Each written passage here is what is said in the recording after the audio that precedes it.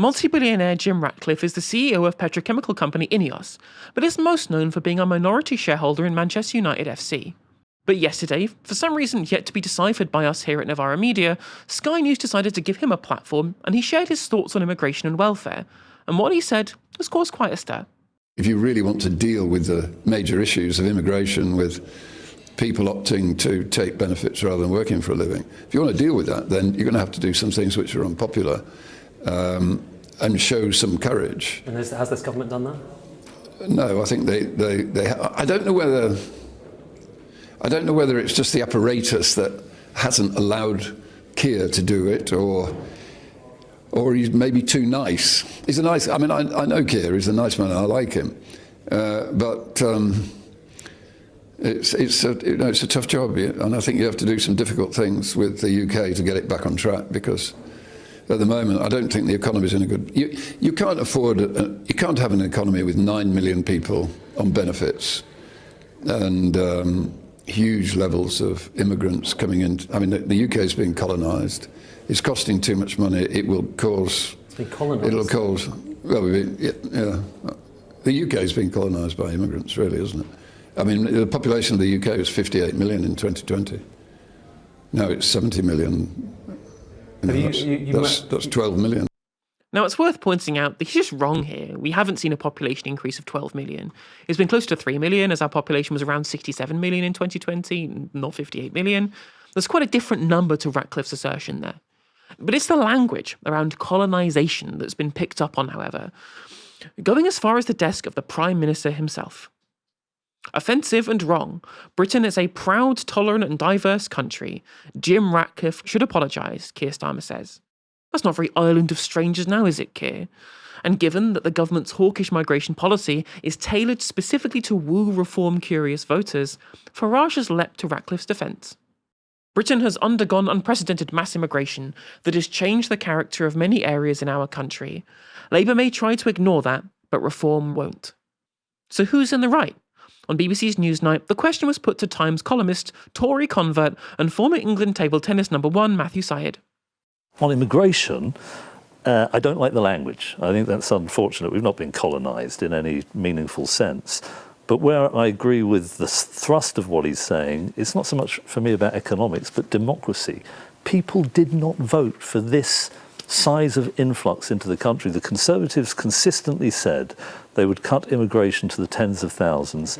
It spiked to levels that are completely unprecedented in the history of this country. It's had very dramatic impacts on people's access to housing, pressure on infrastructure. That, I think, goes to the heart of the collapse in trust in British politics. There's other dimensions to it, but I think that is fundamental.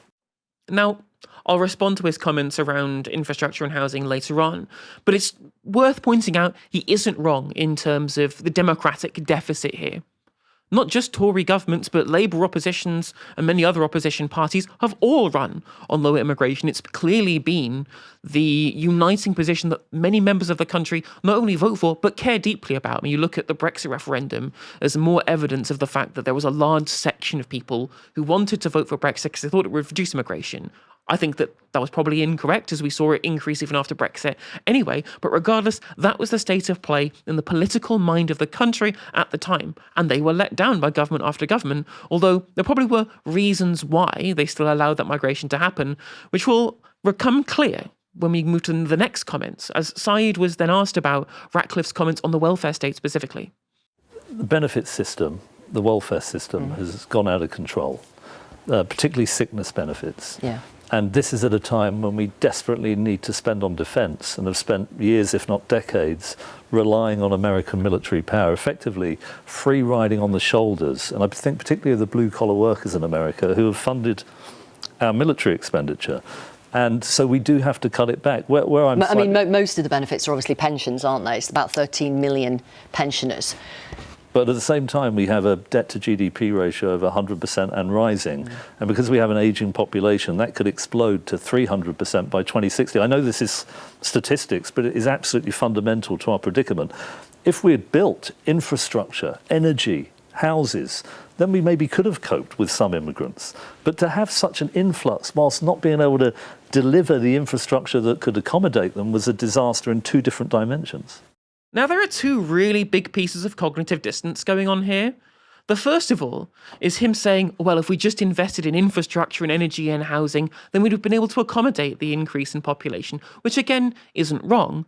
This guy's just joined the Conservative Party, did a whole press conference about how he was joining the Conservative Party. Who was in government not building those things? It was the Conservative Party. And what makes that even worse is they were not building these things. They were not investing in infrastructure when interest rates were 0%.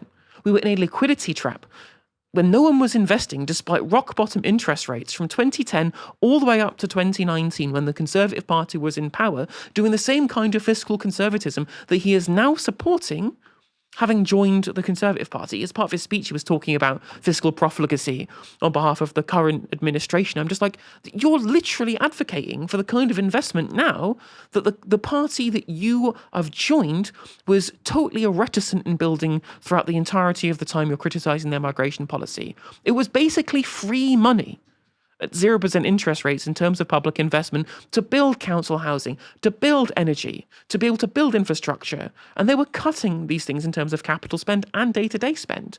David Cameron said, cut the green crap. And now he's backing the same kind of austerity politics.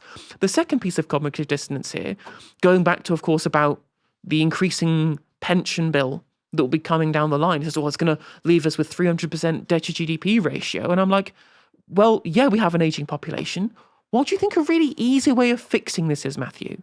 How about lots of people who are of working age moving to the country to be able to support the fact that our population pyramid in this country is incredibly top heavy? And these are people that the state doesn't have to pay to educate. And yet he's out here going, yeah, we should curb this migration even further and make our aging population problem even worse and make the productive capacity of the economy, which is necessary to be able to support those pension bills, even lower. It's a totally nonsensical position. Now, luckily for Newsnight viewers, Novara's own Ash Sarkar was on hand to bring the conversation back down to reality. I think Jim Ratcliffe is a stinking hypocrite. Firstly, he became a tax resident of Monaco. That's £4 billion that could have gone towards British schools. The British NHS could have gone towards British defence. Instead, he decided he wanted that money for his own pockets. Secondly, if it wasn't for immigration, I think that Man United would have had about 3 of their starting 11 last night. So Kobbie Mainoo, Luke Shaw and Harry Maguire. Not really going to beat West Ham with that, are you? And the kind of language of being colonised by immigrants, that moves beyond talking about immigration as a policy, which I'm all for. We should talk about every area of policy. You're talking about people. And you're talking about people who've come here to live, to work, to have families, as though they're a hostile, occupying force, taking away your language, your culture, your ability to survive. Yeah. So we know there are some voters who do believe that the language is being taken away, that their culture is being taken away. Where's the language being taken away? There are some people who believe that. Yeah, some people believe the moon's made of cheese, but it doesn't mean they're right. In terms of culture being taken away, I'll tell you what's done it. It's the fact that we imported American-style consumerism, and there are so many things which are wonderful and unique about English culture, which got knocked down to make way for car parks and dual carriageways. 100% agree. 100% agree. De-yankification now. It's all a girl can ask for. And again, it's true. Like, the real kind of cultural vandalism that we've seen is the replacement of actual local and British, whether they be from migrant or from British backgrounds or from existing British citizens' backgrounds, building business in this country that's created a kind of a tapestry of what our country looks like today. And I am all for this. The way you vandalise that is replacing it with identical, soulless American corporate chains. You take culture that's been here for thousands of years, that's been enriched by people coming here, making a life and building their own existence in this country and bringing their culture with them and having cultural exchange with the existing people who live here, that gets bulldozed over by the latest American chain coming and bulldozing through it, as I said before. This is kind of esoteric, but one of my favourite things about this country is because we have been so continuous in terms of the way in which that our country has existed for so long, and that there's been regional accents, for example, have stuck for century after century. And people will come here from other countries, they'll move here and they'll set up a life here. For example, there's a very famous kind of Bosnian refugee, posts a lot on Twitter, on TikTok, he's an MBE. And he moved during the Bosnian refugee crisis to Newcastle, and he's got this Bosnian Newcastle accent, and that's such a uniquely British thing. Does that happen when American megacorporations buy our high streets? That kind of thing doesn't happen. It's such a uniquely British part of what our culture has given us. The previous example, that you just can't have the same thing when it comes to the domination of the yanification that we've seen over the last kind of 30 years or so. Dahlia, what's your take? Two things. First of all, these anti-immigrant millionaires and billionaires are not against freedom of movement. We need to be really clear about that. They are against freedom of movement for regular people, because the world that these people occupy is completely borderless. They have free reign to move themselves and their money as they please. And God forbid you question their right to do so. Ash was completely right to bring up the fact that Jim Ratcliffe changed his tax residency to Monaco in order to not pay British rates of tax. And that just goes to show that, you can make a bunch of money running an English football club paid for by English football fans. But when the money actually is meant to be put back into that system, you decide to fence it off and move it and build up a tax residency in a country that realistically, let's not be delusional here, you have no ties to other than your desire to take advantage of their tax system. If they want to live, if the super rich who are running these media corporations telling us that immigrants are ruining the country, or who want to go on the media and say these kinds of things, if they want to move either where their money is, where their assets are, where they live, if they want to move for any reason, whether it's, protecting their wealth, or even if it's just because they like the food and the lifestyle somewhere, they believe they have a right to do that. And if you say, well, I actually don't think that you should have a right to move your money to a different tax jurisdiction from where you're making it, just because you don't want to pay taxes back into the system from which you made that money, oh my gosh, they'll call you jealous. They'll say, this is the envy of the poor. They'll say that you're curbing their freedom. But if you want to move country because the country where you live in and the conditions where you exist make it untenable for you to support you and your family, a condition which, by the way, is part of the long tail of actual colonization, not the imagined colonization that Jim Ratcliffe is conjuring up, then you will be called a scrounger just because you want to make a living that can sustain you and your family, and you want to live a dignified life while doing it. And another thing to remember as well is that a lot of these anti-immigration billionaires and millionaires benefit a huge amount from immigration. Whether we're talking about an oil company, this is an oil executive. If you think the oil industry could survive without migrant labor, and I'm talking globally here, not just within Britain, but if you think the oil industry could survive without migrant labor, you are sorely, sorely mistaken. So a lot of these super rich people would not have made their fortune without the work of migrant labor. What they want is that migrant labor to exist without any rights or pathway to any kind of settlement or citizenship. And that is the world that is envisioned by the Nigel Farages and all of them, and this kind of milieu of people. It's a world in which we get all of the benefits of migrant labor globally, but those migrant workers don't have actual full human rights and citizenship and pathways to settlement and dignity. Even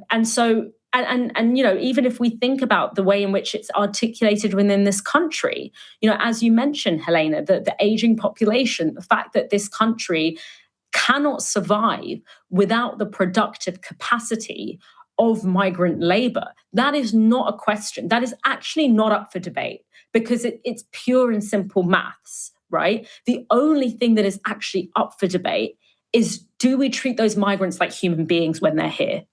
That's the only question. That's the point at which we're disagreeing on.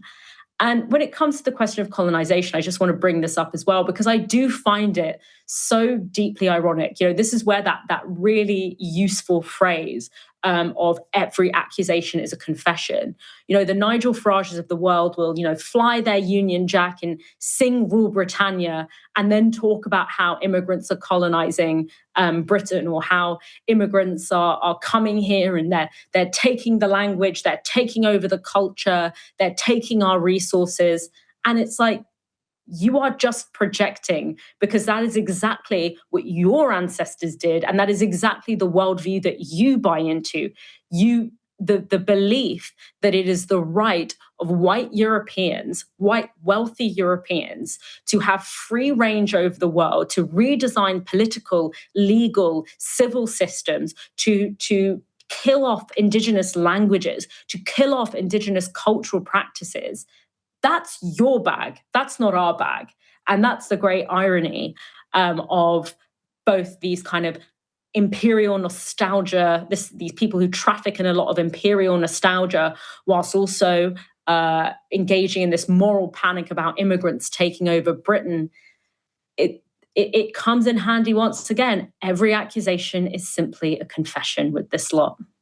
2/3 of Monegasque residents are tax exiles from other countries, right? Like, it's quite literally a colony of billionaires and Formula One drivers. As you say, every accusation a confession. Now, Jim Ratcliffe is not just controversial for his political views. His short tenure so far as a United shareholder has not been without controversy either. To find out more, I spoke to football documentarian Alfie Potshamer of the YouTube channel HITC7s about it earlier today. I began by asking him for a quick reaction to Ratcliffe's comments from yesterday. I didn't agree with them, would be my first takeaway. I think it's not particularly surprising that a sort of tax-dodging, Brexit-supporting billionaire has some right leanings in his views of the world. I don't think that would come as a surprise to anyone. But the choice of language, which seems so pointed, and which even like doubled down on when the interviewer was sort of audibly aghast or shocked that he'd used the term like colonized, which is I think is a word that you actually see like quite specifically on very unusual far-right fringes online. I don't think that's like a particularly mainstream word to use about immigration, colonized. I think that was quite surprising to see someone of his, profile.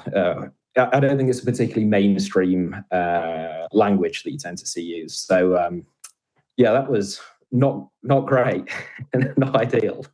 Yeah, certainly, given the fact that a lot of conservative kind of commentators have said, I disagree with the language, but there's a point to be made. And all of the people to the right of that are the ones who've agreed with the language. I think that's a pretty fair assessment. But of course, one of the kind of the main things that you've done in your own content is criticise Jim Ratcliffe's management of Manchester United Football Club. And there's a couple of angles to this in which there's been lots of criticism levied his direction. Let's start off with the kind of the financial side. Of course, he's now a minority shareholder in Manchester United and is now in charge of the day-to-day running of the club. What's been the financial impact of that, given the fact that he's obviously a multi-billionaire with certain class interests? So technically I'd say he's actually not the majority owner. He's the minority owner. The Glazers still own most of the club. So he owns just shy of like 30% of Man United. I mean, it's like 28.9% or something like that.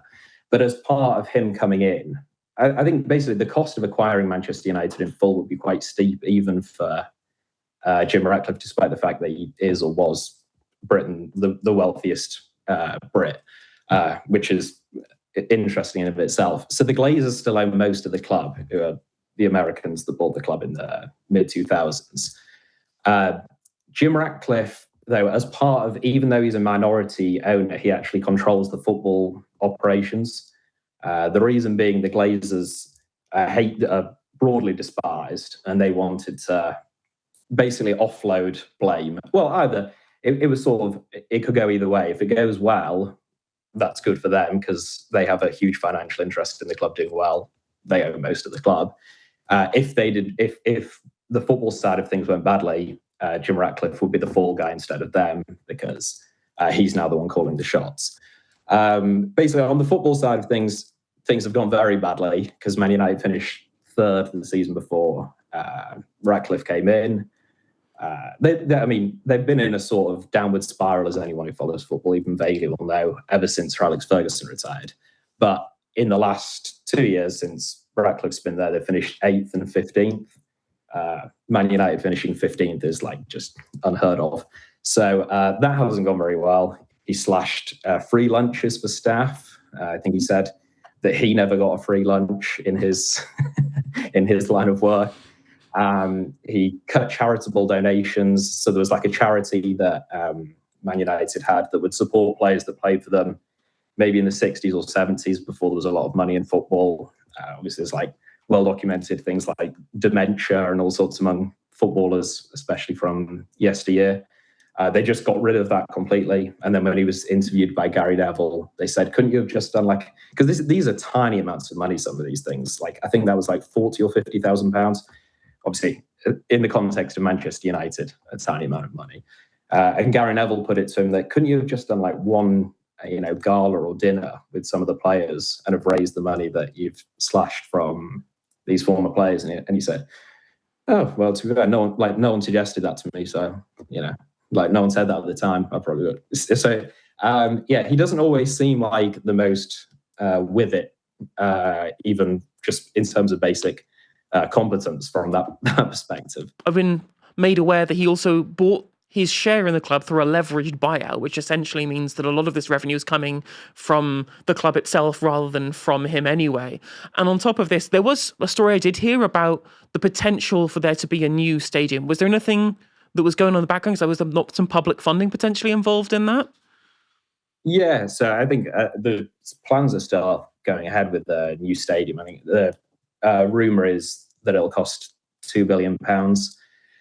And yeah, he basically he said that his argument was that there's Wembley in the south of England, in London, which is obviously a centrally funded project, and that the north should have a Wembley. The difference there, obviously, is that Wembley is the national team stadium that the FA basically owns and operates, and Manchester United are a private company that would profit from a stadium being built for them. They generate enormous revenue in their own right. So it was, I think that was shut down fairly quickly, that idea. But yeah, it does show a sort of supreme arrogance that he left the country. Well, he relocated Ineos back in 2010 to avoid paying corporate taxes in the UK. Then he relocated himself, or re-domiciled himself in Monaco in 2020 to avoid paying personal tax in the UK, but felt that taxpayers who are still in the UK should front up an asset that he would then part own. So yeah, I think maybe there's a degree of arrogance and delusion there.